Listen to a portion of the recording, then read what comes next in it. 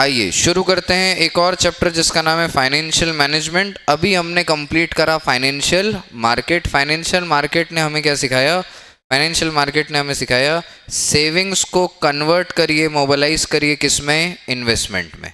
बीच में आपको क्या मिलेंगे? बहुत सारे मार्केट। कितने तरीके के मार्केट हैं भाई? मुझे बोल के तो बताओ।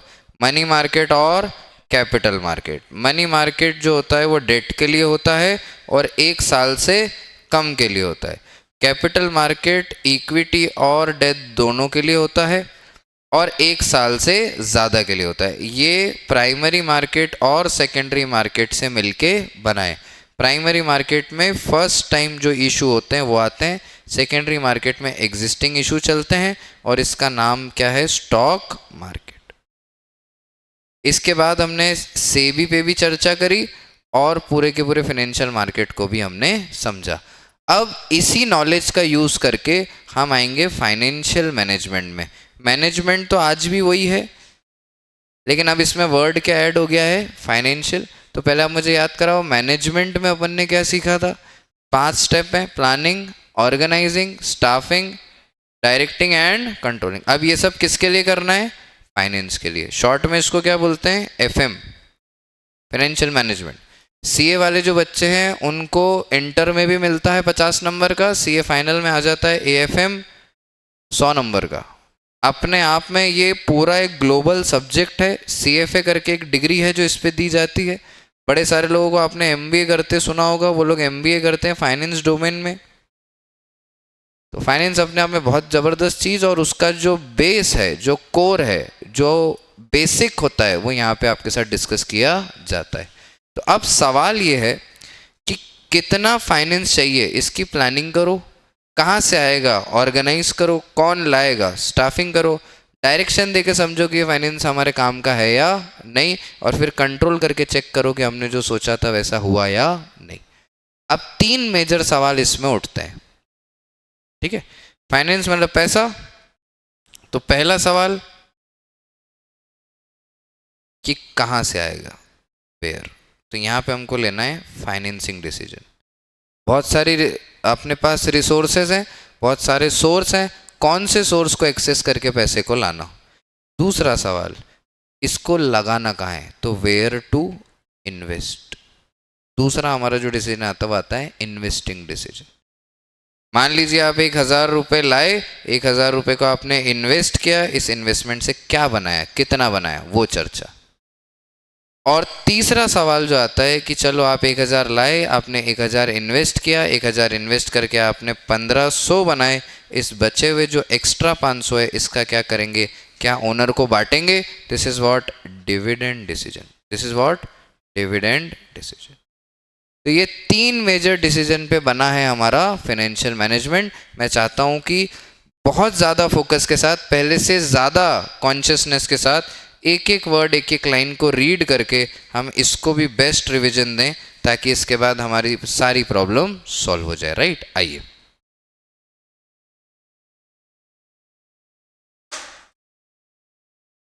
Financial management is a process of planning, organising, controlling and monitoring financial resources to achieve organisational goal. Highlighter आपके हाथ में होना चाहिए, हाइलाइटर साथ में लिख चलाइएगा, रीड करिएगा एक एक वर्ड, एक एक line. It ensures optimal utilization of fund, reduces risk, maximize returns, and maintains liquidity, profitability, as well as growth of the organization. Overall, successful financial management involve financial planning, managing capital structure, understanding risk, maintaining working capital. The success of business largely depend upon how efficiently funds are raised and invested in the operations and asset. इस दुनिया में जितने भी business flop हुए उनमें एक element छुपा हुआ है, वो है फाइनेंशियल मिसमैनेजमेंट। फाइनेंशियल मैनेजमेंट तो हम तब सीखेंगे जब हमें ये समझ में आए कि फाइनेंशियल मिसमैनेजमेंट क्या होता है। बहुत सारे लोग ज़िंदगी में बहुत सारा पैसा कमाते हैं लेकिन उसके मैनेजमेंट में उलझ जाते हैं। फाइनेंशियल मिसमैनेजमेंट का एक बहुत बड़ा कॉन्सिक्वेंसेस है पैसों की गिरावट आना। इकोनॉमी हो, बिजनेसेस हो, इन सब में एक मेजर फॉल आता है only because of financial mismanagement. इसीलिए हम बोलते हैं पैसों, there is a relation between you and money. पैसा कमाने से पैसा आता है ऐसा नहीं होता है, देयर इज अ रिलेशन। अगर आप पैसे के साथ एक रिश्ता कायम कर सकते हो तो आपके साथ पैसा टिकेगा, ठीक है ना। पैसे को रिश्ते के नाप में देखा जाता है, इसका रोटेशन, इसका फ्लो, इसको समझा जाता है। जैसे एक बहुत अच्छी लाइन है जो मुझे पैसे के लिए बोलने में बड़ा मज़ा आता है, बहुत important line, money is like water. Economics वाले इसको बहुत जल्दी समझते हैं कि मनी इज लाइक वाटर। तो जितना वाटर का फ्लो होगा उतना पानी ताज़ा होगा, रुका हुआ पानी खराब हो जाएगा। तो जितना मनी का फ्लो होगा उतना पैसा अच्छा होगा, रुका हुआ पैसा खराब हो जाएगा, ठीक है। तो आपको ये चीज़ को समझना है, ध्यान रखना है इस बात का कि कैसे ज़िंदगी में पैसा आएगा और कैसे पैसे के मिसमैनेजमेंट से पैसे में प्रॉब्लम आ जाएगी।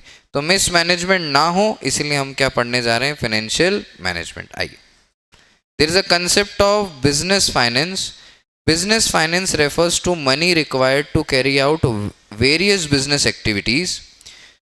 It is need to start, operate, modernize or expand and diversify a business. इन सब कामों के लिए पैसों की ज़रूरत पड़ती है। Finance is used to purchase tangible assets like machinery, building as well as intangible assets such as trademark and patent. It is also essential to managing day-to-day operation like purchasing material, paying salaries and meeting other expenses. You should be very clear with this point. Whenever you need money, there is a requirement. And there are two types of requirement. Number one, fixed capital requirement. Number two, working capital requirement.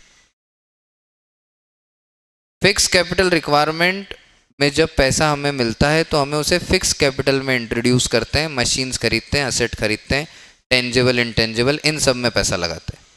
जब हमें working capital requirement में पैसा मिलता है तो हम इससे day to day operations manage करते हैं, ठीक है। तो बिजनेस में दो एलिमेंट होते हैं, एक पैसे से असेट बनाना जिससे फ्यूचर में हमें कॉस्ट कम हो जाएगी, कॉस्ट रिडक्शन मिलेगा, एक पैसे को इन्वेस्ट करना बिजनेस में और बिजनेस की वर्किंग को स्मूथ रखना, राइट। तो ये दोनों चीजों का मैनेजमेंट करने के लिए हमें पैसों की जरूरत होती है।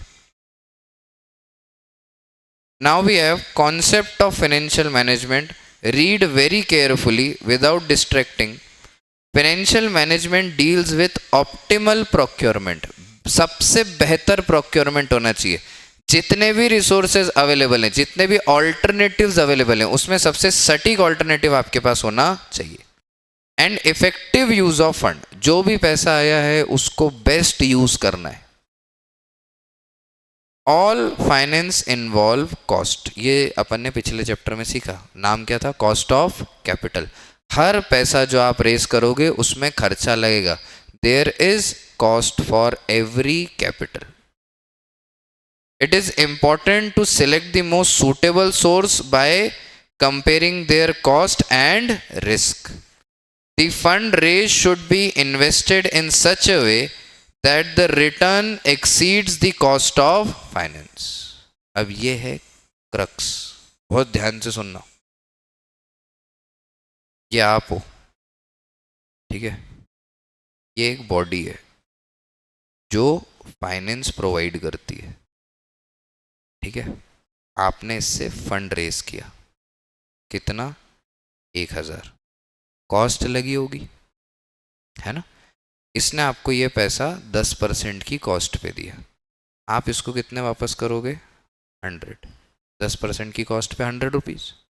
आपने इस 1000 रुपये को आगे एक बिजनेस में इन्वेस्ट किया। बिजनेस में कितने गए, 1000।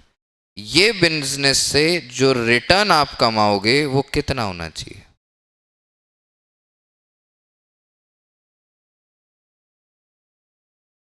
कॉस्ट से ज़्यादा।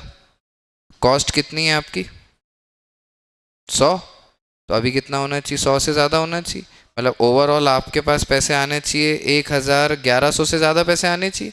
तो मान लीजिए आपके पास पैसे आए 1500, कितने आए 1500 में से 2 स्प्लिट, 1000 तो यहीं चला जाएगा।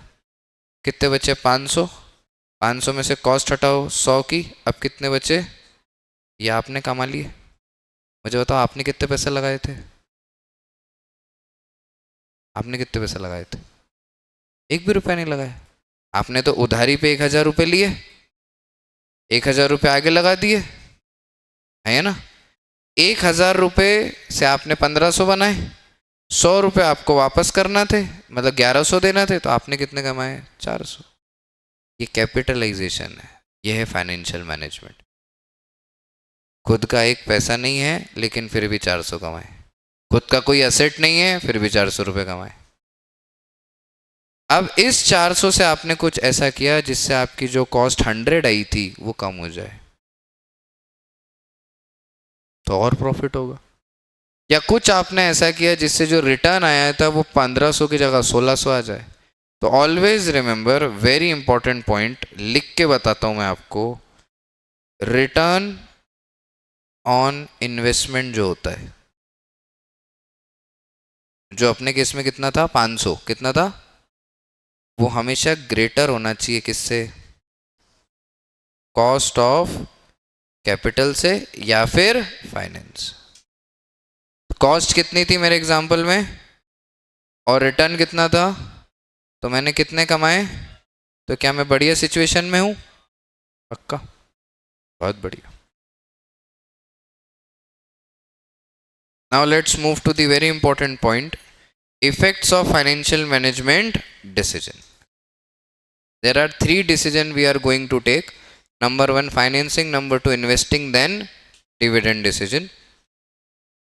First of all, I want every one of you to read the remaining part which is not highlighted here, ताकि हमारे पास कंसेप्ट क्लियर हो और फिर हम आगे बढ़ें।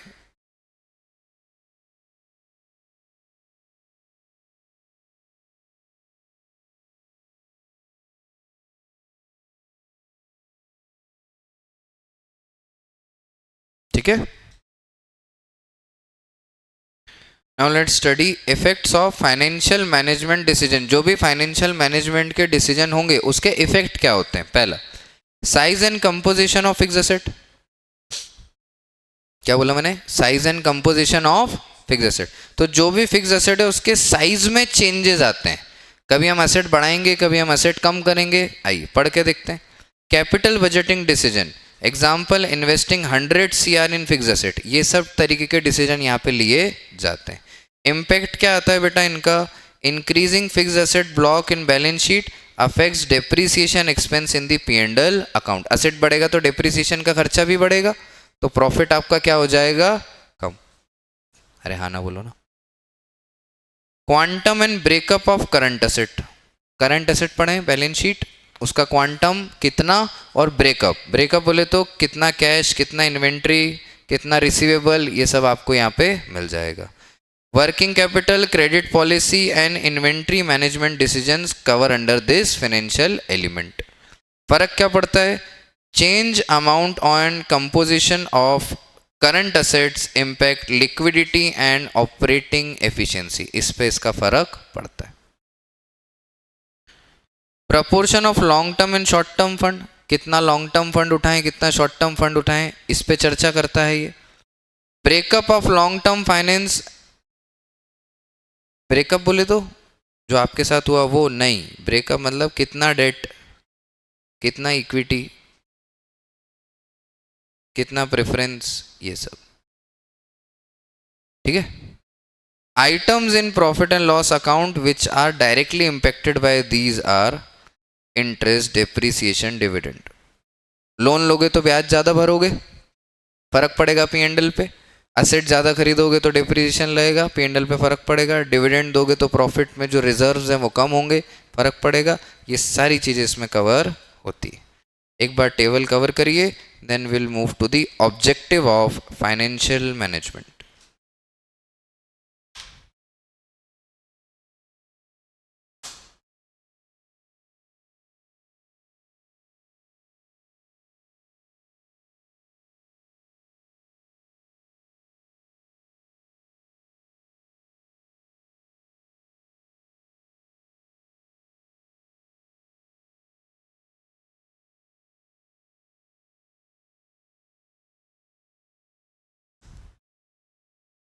डन, आगे बढ़े।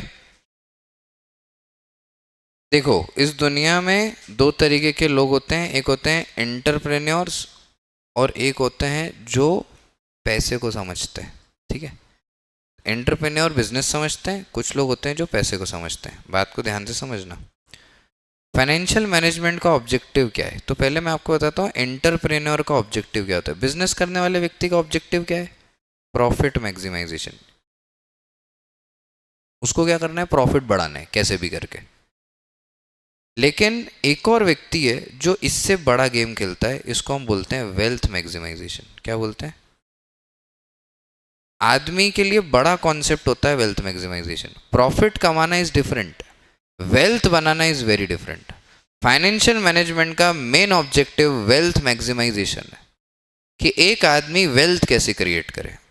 और वेल्थ का डायमेंशन बहुत बड़ा होता है। वेल्थ ऐसा है कि हर वो चीज़ करना जिससे अपनी इनकम नहीं बढ़े, वेल्थ बढ़े। Income is different, wealth is different. एक अमीर होता है, एक रईस होता है। तो यहाँ रईसी की बात है। जो रईस बना है वो वेल्थ मैक्सिमाइजेशन से आता है, वो प्रॉफिट मेकिंग से नहीं आता है। कैसे? पढ़ के देखेंगे, समझ आएगा। आइए।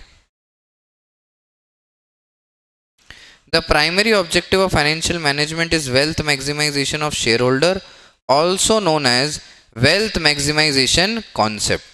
This means increasing market price of equity share. क्या बढ़ना चाहिए? Market price of equity share. अब जो पढ़ा लिखा बच्चा है मेरा, वो मेरे को बोलेगा sir face value equity share की 10 रुपये, इशू प्राइस को ही मार्केट प्राइस बोलते हैं। मान लेते हैं ये चल रहा होगा मार्केट में 20 रुपये का, अपनी भाषा में हम बोलते हैं कि 10 रुपये क्या है, इस पर प्रीमियम है, यही बोलते हैं। वेल्थ मैक्सिमाइजर क्या बोल रहे हैं कि मेरा जो शेयर है इसकी जो मार्केट प्राइस है ये बढ़ना चाहिए। मतलब मेरे 10 का शेयर कितने का होना चाहिए? 10,000 का। मेरे 10 का शेयर कितने का होना चाहिए? 10,000 का। ठीक।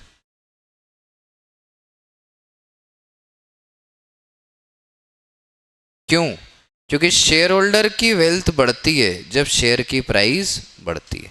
तो अगर एक शेयर होल्डर के पास एक शेयर है 10 रुपये का, और अब मार्केट में उस शेयर की वैल्यू हो गई है कितनी?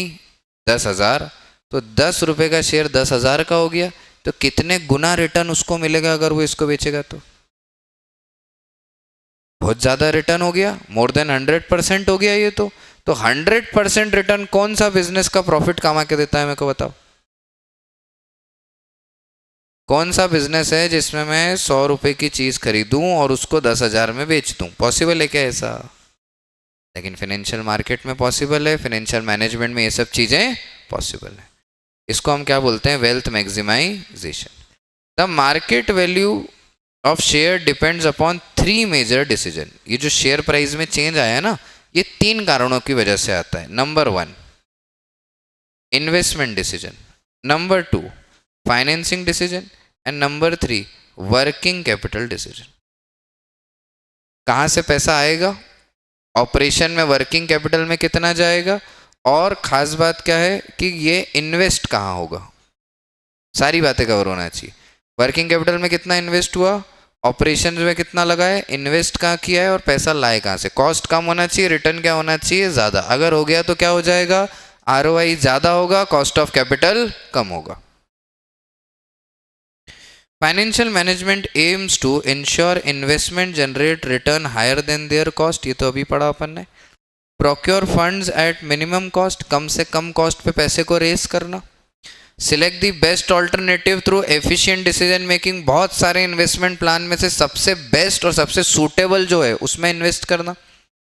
Increase long term share holder value, ऐसी जगह पैसा इन्वेस्ट करना जिसमें शेयर होल्डर की जो वैल्यू है वो लॉन्ग टर्म बढ़ती रहे।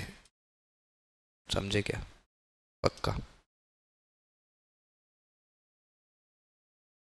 अब एक क्विक रीडिंग का टाइम आया। कंसेप्ट तो दिया मैंने आपको, लेकिन अब मुझे क्या करना है? एक क्विक रीडिंग करके देखना है कि यहाँ पे क्या लिखा है, जल्दी से।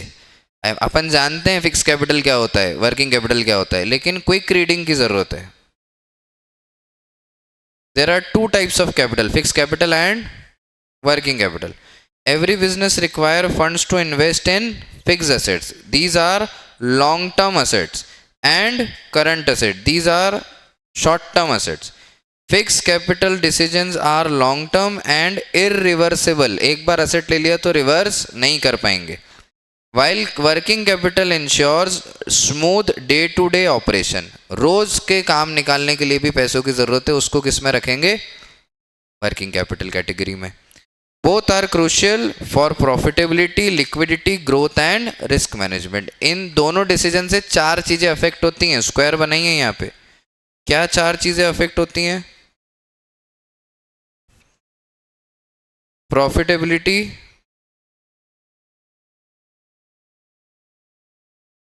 लिक्विडिटी, ग्रोथ और रिस्क मैनेजमेंट. चलो फिक्स कैपिटल का मीनिंग बताओ. Investment is long term asset used in business for more than 1 year is fix capital. Long term and irreversible decision. Equity share, preference share, debenture, long term loans, retain earning, इन सब को use करके हम fix capital में पैसा डाल सकते हैं. रिस्क लेवल बहुत हाई है क्योंकि आपने 100 करोड़ की एसेट खरीदी है, बहुत हाई रिस्क हो गई अब यहाँ पे. Purchase of plant, expansion, modernization, R&D, advertisement campaign, इन सब में फिक्स कैपिटल की जरूरत पड़ती है. एक बॉक्स, एक टेबल, फिक्स कैपिटल खत्म. Importance of fix capital decision. Fix capital decision लेते हैं तो क्या फायदा होता है? ध्यान से देखिए बेटा. Long term growth determine the future earning capacity. आज आपने एक 100 करोड़ का प्लान डाला है तो वो आज प्रॉफिट कमा के नहीं देगा, 5 साल बाद जब आपकी प्रोडक्शन कैपेसिटी बढ़ेगी तब कमा के देगा. तो लॉन्ग टर्म व्यू होता है. Large fund involve huge capital block for long duration. 50 crore की बिल्डिंग और प्लांट खरीदा तो 50 करोड़ तो अटक गए, अब एक दिन में तो बिक के वापस भी नहीं आएगा. करीबन 4-5 साल का वेटेज है तो पैसा भी ब्लॉक हो जाता है यहाँ पे. Risk involve affect overall business risk. इसमें जो रिस्क होती है उससे पूरा बिजनेस रिस्क में आ जाता है. और सबसे खास बात ये इरिवर्सिबल है. कैसा है बेटा? एक बार आपने डिसीजन ले लिया तो ये दोबारा रिवर्स नहीं करा जाएगा. इस पे रुकना पड़ेगा, जैसा भी है सेटल करना पड़ेगा, नहीं तो नुकसान तय है. What are the major factor that affect fix capital requirement. किन कारणों की वजह से फिक्स कैपिटल की जरूरत हमें पड़ती है? आइए देखें. सबसे पहला, नेचर ऑफ बिजनेस. अगर आपका मैन्युफैक्चरिंग बिजनेस है तो ज़्यादा पैसा लगेगा, ट्रेडिंग है तो कम लगेगा. अरे मैं जल्दी बोल रहा हूँ पर आपको समझ तो आ रहा है ना. Scale of operation. Large scale है तो हाई फिक्स कैपिटल लगेगा. Choice of technique. अगर आप कैपिटल इंसेंटिव टेक्निक लगाते हैं तो भी ज़्यादा पैसा लगेगा. बोलो भाई. टेक्नोलॉजी अपग्रेड करते हैं तो भी ज़्यादा पैसा लगेगा, है ना. ग्रोथ प्रोस्पेक्टस के हिसाब से अगर आप हाई ग्रोथ पे जाते हैं, हायर कैपेसिटी करते हैं तो भी आपका कैपिटल बढ़ना चाहिए. तो ग्रोथ एस्पेक्ट भी इंपॉर्टेंट हो गया यहाँ पे. डाइवर्सिफिकेशन में बहुत इंपॉर्टेंट है. एक प्रोडक्ट लाइन से दूसरी प्रोडक्ट पे लाइन पे जाते हैं तो भी ह्यूज कैपिटल इन्वेस्टमेंट है. फाइनेंसिंग ऑल्टरनेटिव्स, अलग अलग तरीके हैं फाइनेंसिंग के, अलग अलग तरीकों में अलग अलग रिक्वायरमेंट होती हैं, तब भी फिक्स कैपिटल लग सकता है. And level of collaborations also changes the affection and requirement of fix capital. Shared facilities reduce investment also. ठीक है, ऐसा. क्या ये बात क्लियर होती है यहाँ तक? बोलो जी. पक्का? तो fix capital done. Let's move to working capital. Working capital is a short term fund. Which fund we have? बोलो, आवाज नहीं आई. Working capital is a short term fund. Working capital refers to the fund require for day to day operation. Level of collaboration का मतलब ये होता है जैसे आपको 50 करोड़ रुपए इन्वेस्ट करना है तो 25 मैंने डाल दिए और 25 एक और से डलवा दिए. तो कोलैबोरेशन जब हम करते हैं, दो लोग मिलके काम करते हैं और पैसा बढ़ाते हैं, तब भी इन्वेस्टमेंट ज़्यादा हो जाता है, तब भी फिक्स कैपिटल रिक्वायरमेंट में चेंजेस आ जाते हैं. ऐसा बेसिकली वर्किंग कैपिटल को हम लोग करंट एसेट बोलते हैं. ऐसा क्यों? फॉर्मूला है working capital equals to current asset minus. तो अगर करंट एसेट 100 है और करंट लाइबिलिटी 80 है तो कितना हुआ वर्किंग कैपिटल? तो अगर आप ध्यान से देखो तो 20 करंट एसेट ही तो है. समझे? अरे 100 करंट एसेट में से 80 चला गया तो 20 करंट एसेट ही बचा ना. तो हम वर्किंग कैपिटल को डायरेक्टली भी क्या बोल सकते हैं? Current asset. ठीक ना. What is the meaning and component? Fund invested in current assets for daily operation is the meaning. Cash, marketable security, bill receivable, debtor, inventory, prepaid expense. Cash flow याद आना चाहिए अब तो, उसमें था ये सब. Current liability, bills payable, creditor, outstanding expenses, advances. आया क्या? करंट रेशियो याद आया? Current asset upon current liability, वही तो है. Formula is what? Net working capital equals to current asset minus current liability. Objective is to maintain balance between liquidity and profitability. ठीक, working capital done. What are the importance of working capital, sir? Ensure liquidity. जितना अच्छा working capital होगा उतना day to day expenses के लिए पैसा आपके पास होगा. Helps meet short term obligation. Helps in meeting short term obligation. Smooth operations. Enable purchase and production and sales. Balance needed. Excess reduce profitability, shortage and create insolvency risk. अगर आपका day to day expense के लिए पैसा नहीं रहेगा तो जो business चल रहा है उसमें बहुत फॉल आ जाता है. ठीक है, मतलब बिजनेस बंद भी करा जा सकता है. रोज का खर्चा चलाने के लिए पैसा नहीं है तो बिजनेस कैसे करोगे? अब आपके मंथली एक्सपेंस है मान लो 2 लाख, आपका टोटल रेवेन्यू ही कितना आता है 1 लाख, तो आप कैसे खर्चा निकालोगे? निकाल ही नहीं सकते. 1 लाख रुपए हर महीने जेब से डालना है तो कितने दिन डाल लोगे?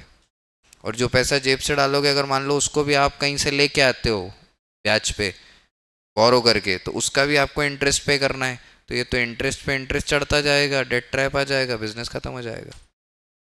ठीक है. What are the factor affecting working capital requirement? जल्दी जल्दी देखते हैं. Nature of business. Manufacturing needs more, trading and services need less. Scale of operation higher scale है तो हायर इन्वेंट्री लगेगी, हायर इन्वेंट्री लगेगी तो हायर वर्किंग कैपिटल होना चाहिए. बिजनेस साइकिल अगर बूम पे है तो वर्किंग कैपिटल ज़्यादा होगा. बिजनेस साइकिल अगर डिप्रेशन में है, बहुत मार्केट में बहुत अभी उछाल है तो आपको बहुत कैपिटल लगेगा, कम है तो कम लगेगा. इसलिए वर्किंग कैपिटल सीजनल भी चलता है. मिठाई की दुकान वाले को दिवाली के टाइम पे ज़्यादा वर्किंग कैपिटल चाहिए, नॉर्मल डेज पे कम भी चलेगा. ठीक है. Seasonal factor, peak season. Production cycle अगर लार्ज साइकिल है तो लार्ज लगेगा. क्रेडिट अलाउड, अगर लिबरल क्रेडिट है, ओके ओके क्रेडिट मिलती है, बहुत ज़्यादा नहीं मिलती है, तो वर्किंग कैपिटल कैसा चाहिए? ज़्यादा. सप्लायर क्रेडिट कैसी है? अगर ये कम हो जाती है तो भी वर्किंग कैपिटल पे फर्क पड़ता है. ऑपरेटिंग एफिशिएंसी कैसी है? टर्नओवर रेशो कैसे है? Inventory turnover ratio, average trade receivable ratio, ये सब कैसे हैं उस पर डिपेंड करता है. रॉ मटेरियल का अगर सप्लाई इरेगुलर है तो वर्किंग कैपिटल ज़्यादा चाहिए, रॉ मटेरियल का सप्लाई रेगुलर है तो वर्किंग कैपिटल कम भी चलेगा. हायर एक्सपेक्टेड ग्रोथ है, फ्यूचर में पता है और पैसा कमाएंगे तो वर्किंग कैपिटल ज़्यादा डाल दो. कंपटीशन ज़्यादा है तो भी वर्किंग कैपिटल ज़्यादा लगेगा. इन्फ्लेशन हो रहा है तो भी वर्किंग कैपिटल ज़्यादा लगेगा. ये सब वो कारण मैंने निकाल के रखे हैं जिससे आपको होगा. अब क्या है ना, एनसीईआरटी में जब हम पढ़ते हैं या बुक पढ़ते हैं कॉन्सेप्ट्रा भी, तो उसमें इनको अपन ने पैराग्राफ में से निकाला है पढ़ पढ़ के कि ये पढ़ा इसका ये मतलब है, ये पढ़ा इसका ये मतलब. यहाँ टेबल है, टेबल पढ़ा, चेक किया, रिवाइज किया, आगे बढ़े, ऐसा रखना है. ठीक है. इस पे लिखिए MFR must for reading. Level 2 पे हम आ चुके हैं जिसका नाम है फाइनेंसिंग डिसीजन. अब 3 डिसीजन लेना है ना. लेकिन मैं उसके पहले चाहता हूं कि आप कहाँ चले जाओ, ऊपर.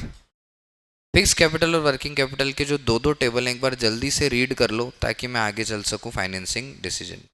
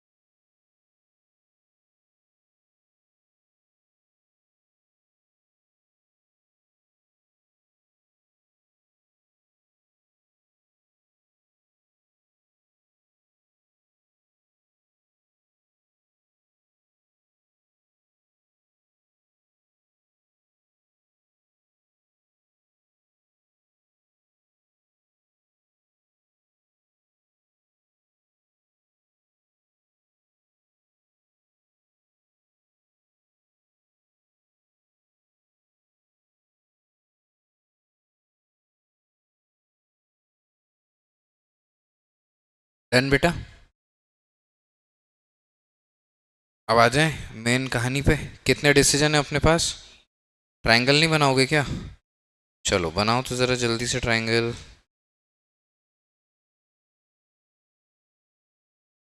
कौन कौन से डिसीजन है बेटा?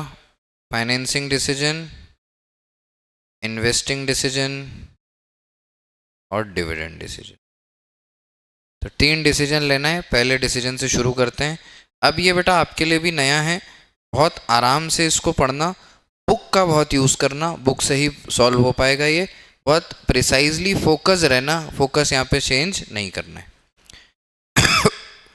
फाइनेंसिंग डिसीजन में मेजरली क्या सोचना है उसको देखते हैं।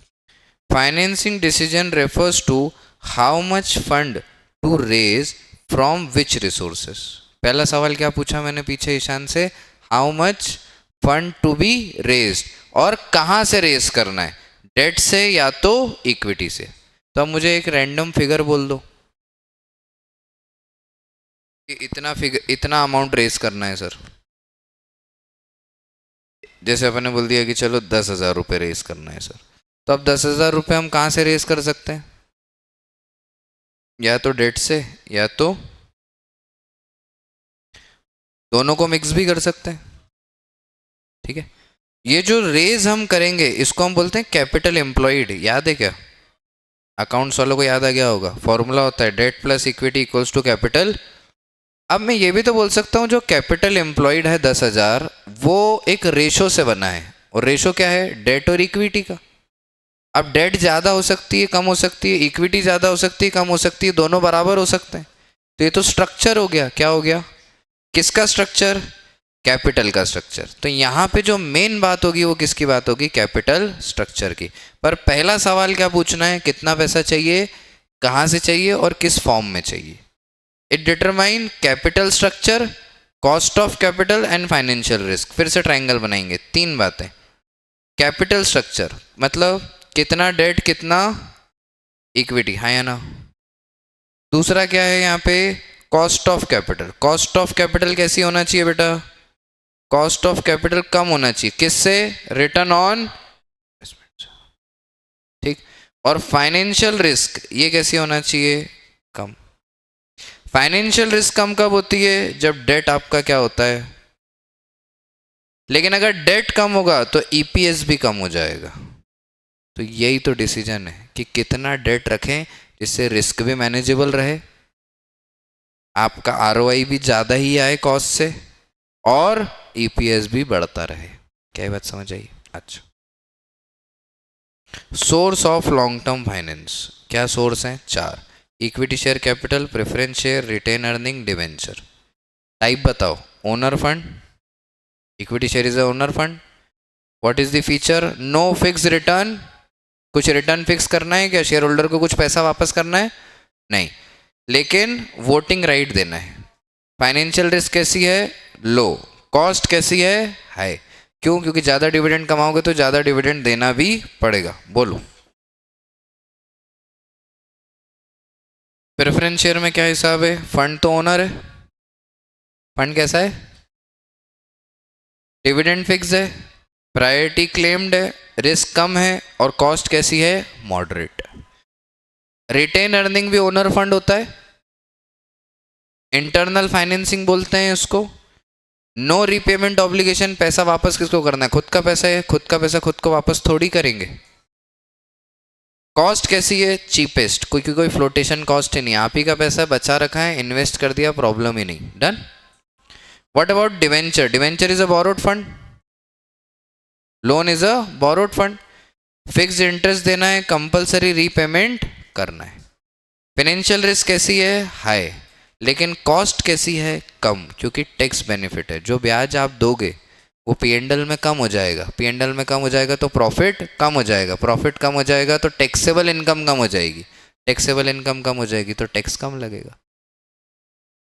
तो अभी तक की मेरी समझ में मुझे क्या समझ में आया कि जिसकी कॉस्ट कम होती है उसकी रिस्क ज़्यादा होती है ना। जिसकी कॉस्ट ज़्यादा होती है उसकी रिस्क क्या होती है? कम। तो मैं क्या बोल सकता हूँ यहाँ पे? मैं बोल सकता हूँ अगर कॉस्ट ज़्यादा है तो रिस्क कैसी है, कम। और अगर कॉस्ट कम है तो रिस्क कैसी है। क्या ये मेरे लिए लिख सकते हो बना के, ऐसा सेम पास में लिख दो जल्दी से।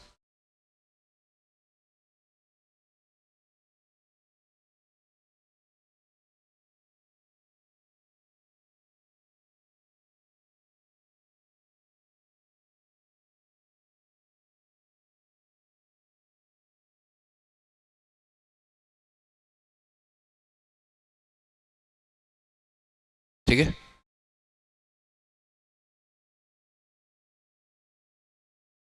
फाइनेंशियल रिस्क क्या होती है बेटा, रिस्क ऑफ फेलियर टू पे इंटरेस्ट और रीपेमेंट।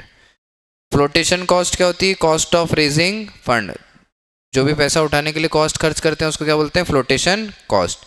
कॉस्ट ऑफ कैपिटल क्या होती है, ओवरऑल कॉस्ट जो हमने लगाई है फंड रेज करने के लिए। फाइनेंशियल लिवरेज क्या होता है, जब हम डेट का यूज करते हैं अपने कैपिटल स्ट्रक्चर में, वो आगे मैं आपको न्यूमेरिकल से सिखा दूंगा। ठीक है, अब इसके आगे लिखो important, which is factor affecting financial decision. अब बोलते हैं एग्जाम में बहुत आता है, याद करने में प्रॉब्लम होती है, तो टेबल बना के दिया ना, इसमें क्या याद करना, एक लाइन में याद करेंगे, वन लाइनर इज देयर। चलो बताओ, अगर कॉस्ट खुद ही बता दो, कम होगी तो यूज करोगे या ज्यादा होगी तो यूज करोगे। फाइनेंसिंग डिसीजन, कम कॉस्ट होती है तो क्या होता है, लेकिन लिवरेज भी ज्यादा होता है तो हम कम कॉस्ट वाला यूज करेंगे, चूज चीपेस्ट सोर्स। रिस्क कैसी है, higher debt higher financial risk. Flotation cost ज़्यादा है तो अट्रैक्टिव कम है। कैश फ्लो पोजीशन अगर स्ट्रांग है तो हम ज़्यादा डेट यूज़ कर सकते हैं क्योंकि हमें ब्याज भरने में डर नहीं लगेगा। फिक्स ऑपरेटिंग कॉस्ट अगर ज़्यादा है तो डेट हमें अवॉइड करना चाहिए। अगर मेरा रेगुलर खर्चा ही 10 लाख रुपए महीना है तो मुझे लोन लेने से बचना चाहिए, क्योंकि मैं ऑलरेडी बहुत खर्चा कर रहा हूँ, मैं और ब्याज भर नहीं पाऊंगा। इसलिए कौन सा रेशो यूज़ करा जाता है, इंटरेस्ट कवरेज रेशो, ये चेक करने के लिए कि आपके पास खर्चा कितना होता है आपका। कंट्रोल कंसिडरेशन, इक्विटी डाइल्यूट होती है लेकिन डेट में ऐसी कोई प्रॉब्लम नहीं है। कैपिटल मार्केट कंडीशन, मार्केट अगर बुलिश है, बुलिश का मार्केट मतलब क्या होता है, जब मार्केट ऊपर की तरफ बढ़ रहा हो तो क्या करिए, इक्विटी प्रेफर करिए, मतलब ईपीएस बढ़वाइए, इक्विटी शेयर इशू करिए। लेकिन अगर मार्केट बेरिश हो, नीचे की तरफ जा रहा हो, तो क्या यूज़ करिए, डेट प्रेफर करिए। तो अगर मार्केट डाउन चल रहा है तो क्या कर लो, लोन ले लो, और मार्केट ऊपर जा रहा है तो क्या करो, शेयर इशू करो। क्यों, यहाँ पे ईपीएस कमाने का मौका मिलेगा। और क्योंकि सब लोग अभी लोन ले रहे होंगे तो लोन की डिमांड ज़्यादा होगी, तो लोन की कॉस्ट क्या हो जाएगी, कम। समझे। Now we have capital structure. What do you mean by capital structure? There is a proportion of debt and equity in the capital. ठीक है, डेट एंड इक्विटी का कंपैरिजन लिखा पहले तो मैंने, पहले उसको पढ़ते हैं आओ। What is the comparison between debt and equity, debt is cheaper, debt is, equity is costly in the terms of cost. Risk किसमें ज़्यादा है, डेट में ज़्यादा है, इक्विटी में कम है। कंट्रोल, डेट में कोई कंट्रोल की प्रॉब्लम ही नहीं है क्योंकि डाइल्यूशन ही नहीं हो रहा है, लेकिन इक्विटी में प्रॉब्लम है। आप इक्विटी शेयर किसी और को दे दोगे तो वो भी तो आपका पार्टनर बन जाएगा, वो भी तो ओनरशिप का राइट रखेगा। फाइनेंशियल रिस्क बढ़ती है डेट में, लेकिन इक्विटी में फाइनेंशियल रिस्क बढ़ती नहीं है। रिटर्न फिक्स होता है डेट में, लेकिन इक्विटी में जो रिटर्न है वो कैसा है, वेरिएबल है। क्या ये बात क्लियर होती है। आओ जी न्यूमेरिकल करा जाए।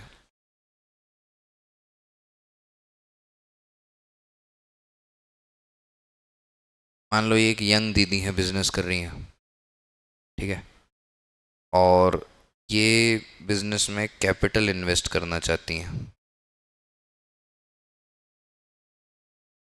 10 लाख के आसपास, एक काम करते 50 लाख रखते हैं। कितना कैपिटल इन्वेस्ट करना चाहती हैं, ठीक है। अब 50 लाख कैपिटल इन्वेस्ट करने के लिए इनके पास 3 केस है। कितने केस है ना, तीन केस में आपको क्या करना है, ध्यान देना। एक केस में डेट वर्सेस इक्विटी चलाते हैं अपन, ऐसे कर लेते हैं, डेट इक्विटी। बोलो चलो, पहले केस में बोलो डेट कितना रखूं, 30 लाख। 30 डेट रख लिया, 20 इक्विटी रख ली, ठीक है। दूसरे केस में 25-25 कर लेते हैं, ठीक है। तीसरे केस में बोलो इक्विटी बढ़ा देते हैं, अब इक्विटी रख लो 40, डेट रख लो, ठीक है। अब मैं कहता हूँ कि ये चारों, ये जो बिजनेस की नॉर्मल अर्निंग है ना, अर्निंग बिफोर इंटरेस्ट एंड, वो रैंडम इनकी चलती है, 10% मार्जिन मानो तो 5 लाख रुपए कमाते हैं। काम करो 10 लाख, हाँ 5 लाख भी रख लोगे तो भी हो जाए। कितना कमाते हैं, 5 लाख, ठीक है। जो डेट है, डेट इसकी कॉस्ट है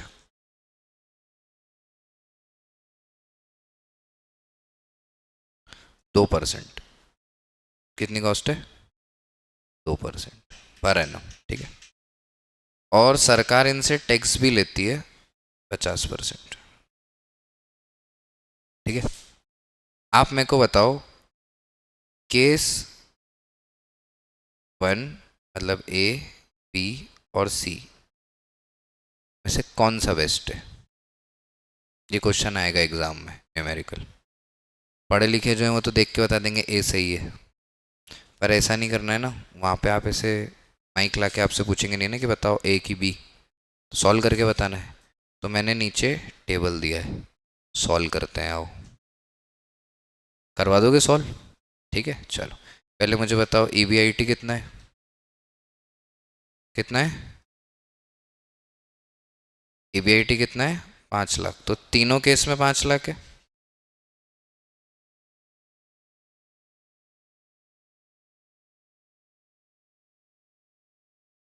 तीनों केस में क्या है, ठीक है। फिर लेस क्या लिखा है मैंने, इंटरेस्ट। तो इंटरेस्ट कैलकुलेट करना ज़रा। पहले में डेट कितना है, 30 लाख। 30 लाख का 2% कितना, सही बताना, पक्का 60,000। 60,000 माइनस करेंगे। दूसरा 50,000, फिर 20,000, ठीक है। तो मुझे बताओ EBT कितना आया, 440, फिर 450, फिर 480। What is the tax rate, 50%, question में दिया है ना। तो 440 का 50% कितना हो गया,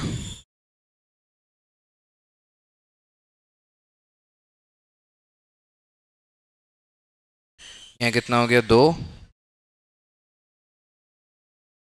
और यहाँ कितना हो गया 2। चलिए वेरी गुड, इजी है इतना तो, पक्का। चलो EAT कितना बचा, यहाँ कितना, यहाँ कितना। अब सवाल आता है नंबर ऑफ शेयर कितने है ना, तो मैं फेस वैल्यू दे देता हूँ आपको 100। कितनी देता हूँ, तो अगर इक्विटी थी 20 लाख, तो शेयर और कितने होंगे, 20 लाख डिवाइड बाय 100 करोगे तो कितना आएगा, 20,000। तो डिवाइड किससे कर रहे हैं अपन, 20,000। नंबर ऑफ शेयर होल्डर 20,000 हो गए ना। यहाँ पे कितने,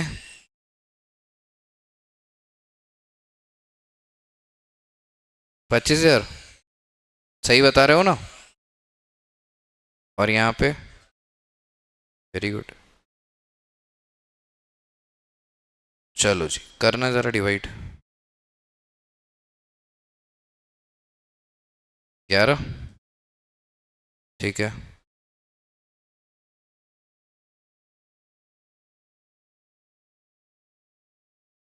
9 आएगा डायरेक्ट, कर लेने दो बच्चों को।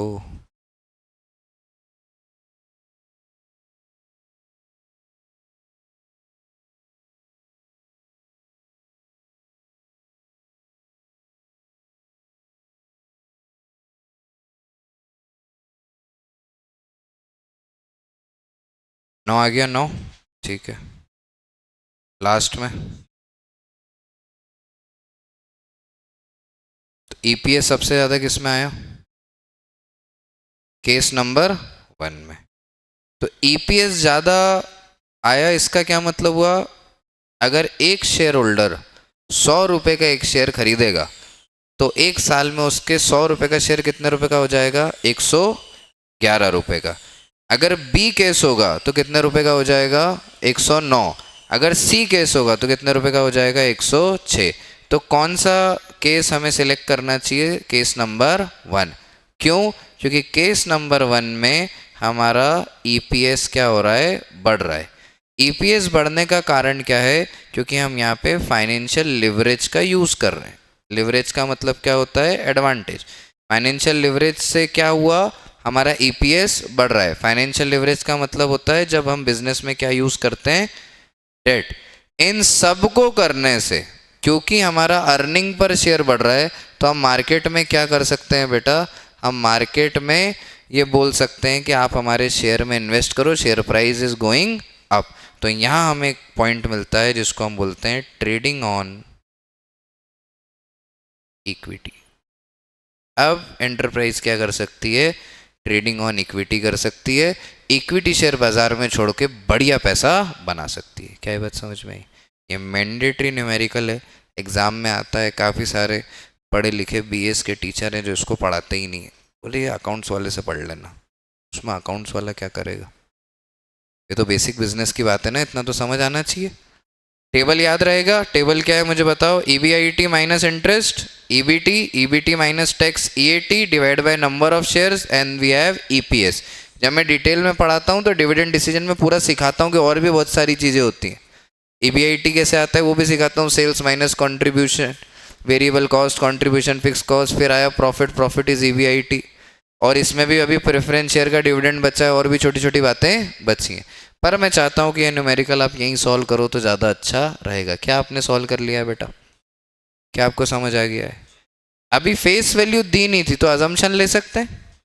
अगर मैं 100 की जगह 10 लेता तो 110 आता, 9 की जगह 90 आता, 6 की जगह 60 आता। तो कोई प्रॉब्लम नहीं, अजम्पशन ले सकते हैं। जब अजम्पशन ले तो लिख के ज़रूर दिखा दें, ठीक है? पक्का? ठीक है। अच्छा, वो बच्चों ने कैसे बता दिया था देख के ही कि ए केस अच्छा होगा? क्योंकि उनको डेट टू इक्विटी रेशो का मतलब पता है, और उन्हें पता है डेट टू इक्विटी रेशो 2:1 होता है, आइडियल रेशो। तो जो 2:1 के पास होगा उसका ईपीएस ज़्यादा होगा। तो उन्होंने यहाँ चेक किया 1.5 आया, यहाँ चेक किया 1:1 आया, यहाँ चेक किया ये तो 0.25 हो गया। तो उनको समझ में आ गया कि 1.5 इज़ नियर टू 2:1, तो ये वाला ईपीएस हमको हेल्प करेगा। तो देख के भी बता सकते हैं कि जिसका डेट टू इक्विटी रेशो अच्छा है उसका ईपीएस भी अच्छा होगा, ठीक? Now let's read what are the factor affecting capital structure. आओ जी। Cash flow position, cash flow strong है तो फिक्स पेमेंट करना आसान है, तो हम ज़्यादा डेट ले सकते हैं। इंटरेस्ट कवरेज रेशो अगर अच्छा है तो सेफ है और डेट लिया जा सकता है। DSCR, debt service coverage ratio, अगर हमारा स्ट्रांग है तो हमारे को हायर डेट कैपेसिटी है, हम और डेट उठा के बिजनेस कर सकते हैं। अगर रिटर्न ऑन इन्वेस्टमेंट ज़्यादा है कॉस्ट ऑफ डेट से तो और डेट यूज़ कर लीजिए। जैसे मैं 1500 कमा रहा था और 1100 का खर्चा था तो मैं और लोन लेता, 1200 तक भी मेरी कॉस्ट जाती तो भी मुझे कोई प्रॉब्लम नहीं थी। कॉस्ट ऑफ डेट लोअर रहना चाहिए, टैक्स रेट हायर रहना चाहिए, हाई इक्विटी कॉस्ट डिस्करेज करना है अपने को, फ्लोटेशन कॉस्ट हाई हो तो डिस्करेज करना है, फ्लेक्सिबिलिटी बोरोइंग की पॉसिबली होना चाहिए, और अगर आप डाइल्यूट नहीं करना चाहते हैं ऑर्गेनाइजेशन तो भी आपको डेट यूज़ करना चाहिए।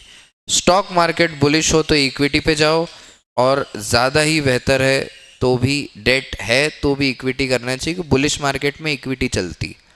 जब मार्केट ऊपर जा रहा है तो अपना शेयर बेचो ना, वो बढ़ेगा ऊपर, क्यों तब लोन लेना आपको? तो लोन कब लेना है? जब अपना मार्केट क्या हो रहा है? डाउन। जैसे बोलते हैं ना मंदी चल रही है कि मार्केट में बिजनेस ही नहीं है, तो आपको अब डरना नहीं है, अब लोन ले लो। तो अब आपका बिजनेस भी चलेगा लेकिन पैसा भी आपका नहीं है। तो इनकेस मान लो बिजनेस और नीचे गया तो लोन अमाउंट खत्म होगा, आपकी इक्विटी और आपका कैपिटल खत्म नहीं होगा। समझ पाते हो इस बात को? क्या फाइनेंसिंग डिसीजन क्लियर हुआ? पक्का? 2 मिनट लेके पूरा टेबल पढ़ लेंगे एक बार, फिर हम आगे बढ़ेंगे नए डिसीजन की तरफ जिसका नाम क्या है? Investing decision.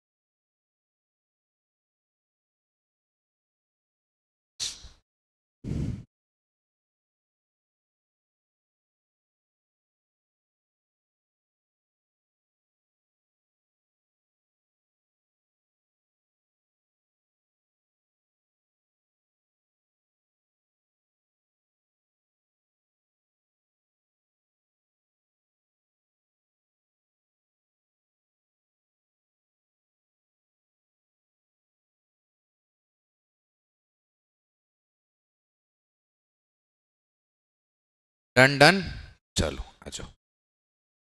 अब एक एलिमेंट कवर करते हैं, मीनिंग ऑफ इन्वेस्टमेंट डिसीजन। तो 3 डिसीजन में से 2 हो गए, कौन कौन से 2 हो गए दोस्त? एक हो गया फाइनेंसिंग, 2 हो गए क्या? एक ही हुआ ना? कौन सा हो गया? फाइनेंसिंग हो गया। अब कौन सा कवर करेंगे? इन्वेस्टिंग। आओ जी इन्वेस्टिंग कर लेते हैं जल्दी से कवर। इन्वेस्टिंग का रिलेवेंस क्या होगा? जो पैसा हम लाए उसको इन्वेस्ट क्या करेंगे? जैसे अपन 1000 रुपये लाए थे 100 रुपये की कॉस्ट पे, तो करेंगे तो 1000 ही इन्वेस्ट, लेकिन अब रिटर्न कितना होना चाहिए? लगभग 100 से ज़्यादा, कॉस्ट ऑफ कैपिटल से ज़्यादा। Investment decision refers to deciding where and how to invest the firm's fund so the maximum return can be earned for shareholder।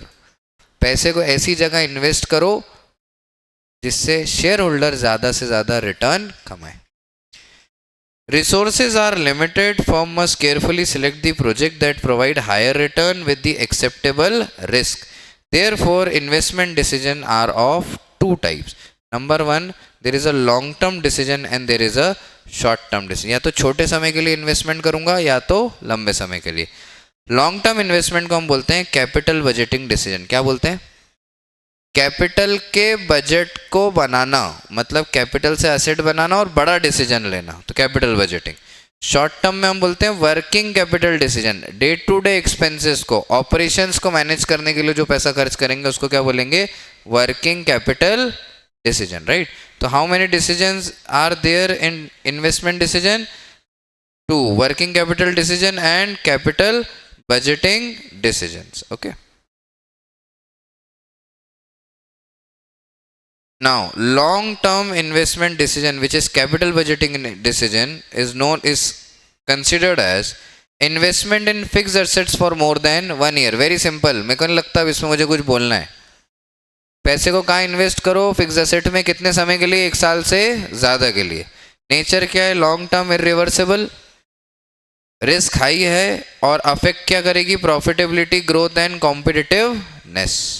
Example, नया प्लांट लेना, एक्सपांशन करना, नई ब्रांच डालना, मॉडर्नाइजेशन करना, ये सब covers under the capital budgeting decision. Okay,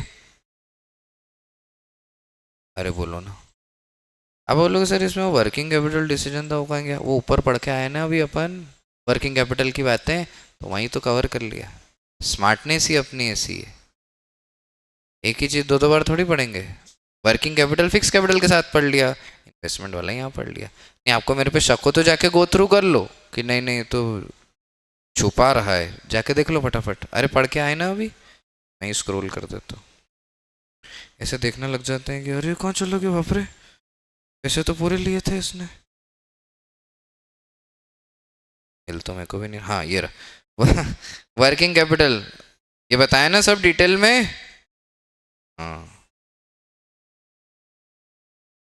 सांस में सांस आ गई, हाश पैसे बच गए। Investment decision includes two decision. Tell me, what are these two decision? Capital budgeting decision and very good. Now let's come to dividend decision. कौन सा decision? अब बोलोगे सर कैपिटल बजटिंग डिसीजन में वो फैक्टर अफेक्टिंग तो आए नहीं. अरे वो फिक्स कैपिटल वाली ही है ना, फिक्स कैपिटल वाली ही तो है, सेम है. डिविडेंड डिसीजन, सर 1,000 रुपये की कॉस्ट 100, 1,000 रुपये का इन्वेस्टमेंट, ROI 500, रिटर्न कितना बचा 400. बोलो डार्लिंग कितना रिटर्न बचा? 400 बचा. क्या हो गया? कुछ मेरे मुंह से कुछ गलत निकल गया? क्या बोला मैंने? डार्लिंग बोल दिया. ओ फ्लैशबैक. तो डार्लिंग नहीं बोल सकते, अलाउड नहीं रहता है. पर मैंने डार्लिंग बोला क्यों?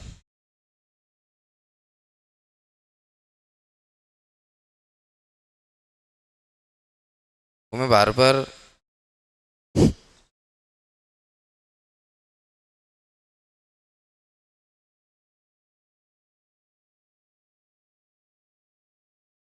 400 रुपये कमाए, 400 का क्या करेंगे? किसको बांट देंगे? डार्लिंग को. किसको किसको बांट देंगे? डार्लिंग को. नहीं नहीं, 400 रुपये का आप करें क्या? ओनर को दे दें. तो ओनर को देंगे तो कंपनी में ओनर कौन होता है? Equity share holder. Share holder को पैसे देते हैं तो कैसे देते हैं? कैसे देते हैं? बुके बना के? नहीं. कैसे देते हैं पैसे? डिविडेंड के रूप में. कैसे देते हैं बेटा? तो अब मुझे क्या लेना है? Dividend decision. अब try to understand very carefully. Okay, जो ये मेरे पास EAT बचा था ना, 220, 225, 240, अगर मैं बोल देता कि मेरे पास प्रेफरेंस शेयर है और एक काम करो 30-30% डिविडेंड बांट दो, तो मेरा EPS कम हो जाता पक्का. अगर मैं शेयर होल्डर को बोल देता कि जितने शेयर होल्डर है ना उनको डिविडेंड दे देंगे, तो ही मेरा EPS हिल जाता. ठीक है, समझना आपको क्या है यहाँ पे कि जब भी हम डिविडेंड की बात करते हैं, डिविडेंड डिसीजन लेने की बात करते हैं, तब हमें ये ध्यान रखना है कि डिविडेंड डिसीजन से हमारी रिटेन अर्निंग पे, डिस्पोजेबल इनकम पे और फ्यूचर रिटर्न्स पे बहुत फ़र्क पड़ता है. अगर हम कम डिविडेंड बांटेंगे तो पैसा बचेगा, बिजनेस में बचेगा तो रिटेन अर्निंग करेंगे. अगर हम ज़्यादा डिविडेंड बांटेंगे तो रिटेन अर्निंग कम होगी तो हमें डेट उठाना पड़ेगा. अब प्रॉब्लम यह है कि जो नई कंपनी है वो डिविडेंड बांटना नहीं चाहती, क्योंकि वो पैसा बचाएगी और बिजनेस बनाएगी, उसको मार्केट कैपिटलाइजेशन बढ़ाना है. पुरानी कंपनी है, वो ट्रस्टवर्दी है, उसके पास अच्छा खासा पैसा है, वो डिविडेंड बांटने में कोई प्रॉब्लम उसको नहीं है. पर डिविडेंड डिसीजन अपने आप में एक वेरी इंपॉर्टेंट डिसीजन होता है. तो इस डिविडेंड डिसीजन को अपन समझते हैं. आइए देखिए, meaning of dividend decision is dividend decision refers to deciding how much of the profit after tax is to be distributed to shareholder, how much is to be retained in the business. कितना पैसा रखेंगे और कितना बांटेंगे. It's a very important decision. जिंदगी में जब आपके पास पैसा आएगा तो आपके पास ये चॉइस होगा ना, कितना खर्च करूं कितना बचाऊं. तो ये डिसीजन ही तो सबसे ज़्यादा टफ है. एक तरफ तो लगेगा कि पूरे ही खर्च कर दो, एक तरफ लगेगा पूरे ही बचा लो, पर उसका बैलेंस बनाना, क्योंकि आप दोनों नावों में हो. इक्वल खर्च करोगे तो आपको लगेगा यार क्या थोड़ा और खर्च कर पाता. इक्वल सेव करोगे तो आप सोचोगे खामखा सेव करता हूँ, ज़रूरत तो पड़ती नहीं है. तो ये जो मेंटली स्ट्रांग होना है यहाँ पे वो टफ हो जाता है. Dividend is what? It is a portion of profit given to the share holder from the current income. Proportion of profit kept in the business for future growth and expansions are considered as retain earning. तो क्या बोल सकते हैं? Retain earning is undistributed profit. बोलो ना, retain earning is undistributed profit. Objective वही है, maximise share holder wealth. तो जिससे भी हो जाए, अगर डिविडेंड देने से वेल्थ मैक्सिमाइज होती है तो देंगे, नहीं होती है तो नहीं देंगे. Simple. Come on tell me, what are the factors which affect What? Dividend decision. Amount of earning. ज़्यादा कमाते हैं ज़्यादा डिविडेंड दे सकते हैं. अरे जल्दी रीड करो ना यार. स्टेबिलिटी ऑफ अर्निंग, रेगुलर कमाते हैं, कंसिस्टेंट डिविडेंड दे सकते हैं।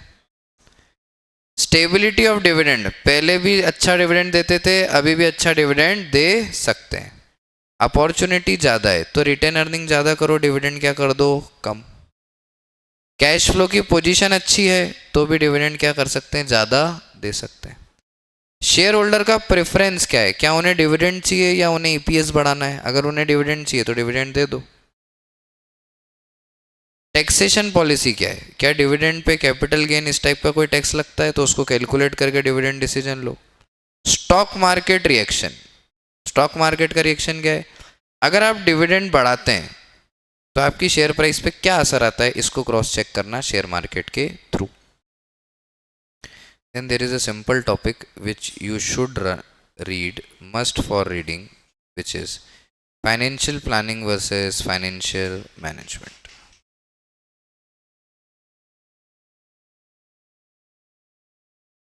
कितने डिसीजन है भैया फाइनेंशियल मैनेजमेंट में, कितने डिसीजन है, कौन कौन से?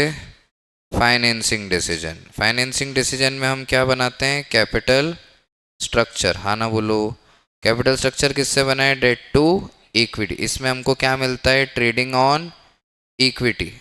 कब मिलता है, जब हम फाइनेंशियल लिवरेज का यूज़ करते हैं, मतलब जब हम डेट बिजनेस में बढ़ाते हैं। ज़रूरत से ज़्यादा नहीं बढ़ाना है, रेशो में बढ़ाना है। What is investing decision? It includes two decision, capital budgeting decision and working capital. It is for day-to-day operation, it is for fixed capital operation, right? Then we have dividend decision. Dividend decision when we use our brain to analyze कि how much retain earning we should do and how much EPS or dividend should we pay. Okay, so these are the three major decision we are going to take under financial management. अब पढ़े दो chapter which is financial market and financial management. क्या यहाँ तक clear है? ठीक, एक break लेते हैं, लेकिन उसके पहले जितना भी बचा हुआ है इसको कवर कर लें, क्योंकि अब जो अपन बैठेंगे वो लास्ट चैप्टर पे बैठेंगे और बड़े चैप्टर पे बैठेंगे जिसका नाम क्या होगा, मार्केटिंग। ठीक है, तो thank you for the financial market.